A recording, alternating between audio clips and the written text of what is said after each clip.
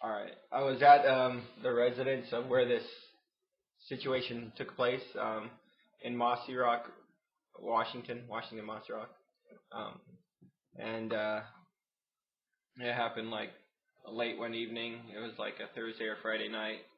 We were having a movie night, and um, there was this officer. He came up the road and at really high speeds. What kind of officer was he? He was it was a state trooper vehicle. So so he went up. There's a roundabout at the top of the road. Ain't that far from where we're at now. And he took on. And then on the way coming down, he turned on his spotlight, and then kept driving by really slowly. And then when he hit our driveway, he just gunned it down, and then he turned around after, I don't know, he must have been down there for like 5-10 minutes or something like that. And then he just gunned right up. He just floored it on up the hill with his lights, red and blue lights on.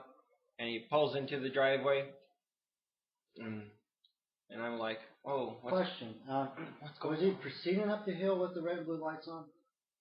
Or did he pull in the driveway and turn them on? I think when he hit it, well, he was on the road when he turned them on and he pulled in the driveway. I think that's what it more, yeah. He's on the road. Was he trying to demonstrate something, or was he pretending like he was on a pursuit or something, or? I don't know.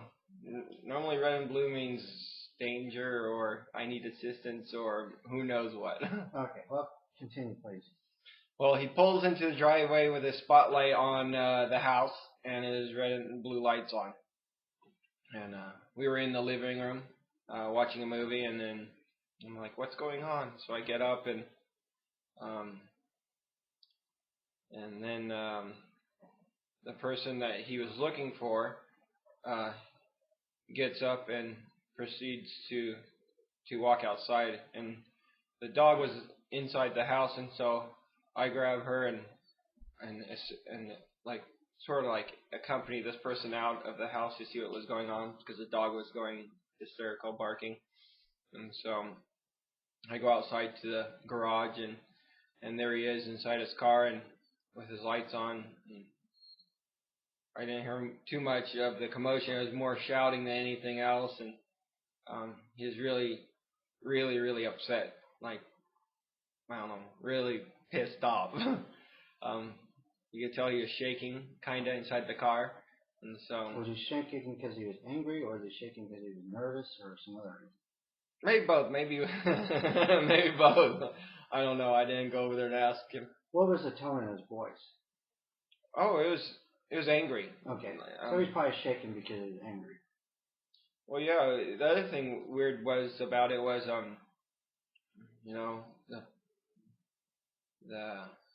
the person was asking him questions, saying, well, why are you up here? And he's like, he just started hesitating. He didn't really have a reason to be up there, or and then he says that, well, there was a abandoned car up here at the top of the road. That's what his excuse was. Yeah, there was no trespassing signs on the driveway and on the house, and what was he doing in our driveway? He could have stopped at, there's 10 driveways up the road. He could have stopped at any one of them and asked them, have you seen this or done this? And nope, he's pulled into our driveway. And I guess he notices a vehicle that he knew, and that's why he pulled into the driveway. And that's why I accompanied this person out of the house and down into the driveway. And he's like, why are you here? And this is the state trooper saying this. Why are you here? Who is he saying it to? His ex-wife. Okay. All right. He's like, well, why are you here? And she's like, oh, it's not your business why I'm here, and wherever the case may be. And so I back off a little bit more on the dog. The dog was going crazy, and so I step a couple more feet back, and the shouting got louder. And then I walked back into the garage, and the the arguing continued to get, I don't know. And then she's like, all right, whatever. And then I guess she walked inside, and then I walked inside, and he peeled out of the driveway backwards, and then he took off down the hill again at very high speeds, and left. And then so that night, no, I think it was the next day, we called and tried to figure out whether the abandoned carport was filed or whatever, and no, nothing was. There was no claim saying that there was an abandoned car report on top of the hill, so it was a false report, and that's about it.